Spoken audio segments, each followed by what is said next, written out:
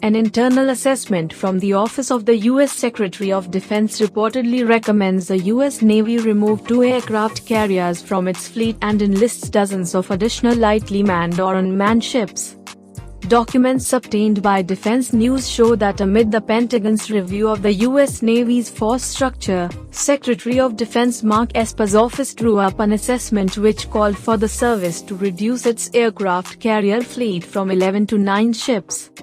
Furthermore, the study recommended a surface force of somewhere between 80 and 90 large combatants and 55 to 70 light combatants. This contrasts sharply with past force projections, as last year the Navy bought 2 Ford-class aircraft carriers and withdrew the USS Harry Truman from an early retirement in an effort to reach its goal of a 355-ship force.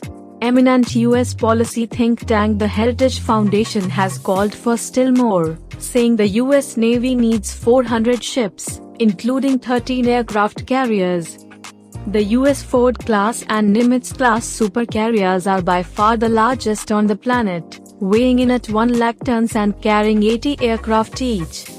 Defense News highlighted that the assessment calls for the Navy to cease expanding its large surface combatant fleet, which is currently made up of around 90 cruisers and destroyers. Esper communicated similar ideas in a previous interview with the outlet, saying that one of his visions for the future fleet would require the service to much more aggressively push for lightly manned ships.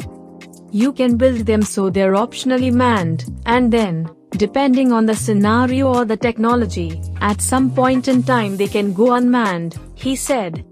Esper's calls for more smaller surface combatants were criticized in March by Forbes defense contributor Craig Hooper, who explained that U.S. Navy ships have historically been unable to operate in extreme weather conditions, and a greater reliance on lighter ships would put more lives at risk.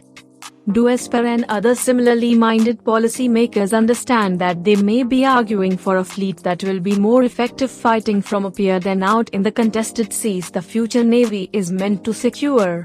He asked rhetorically, adding that as China and Russia emerge, the Navy can no longer plan on operating in calm seas. Today, as storms are becoming stronger and more frequent, the chances of a fight in higher, rougher seas will only increase, Hooper argued. Thank you everyone for watching this video.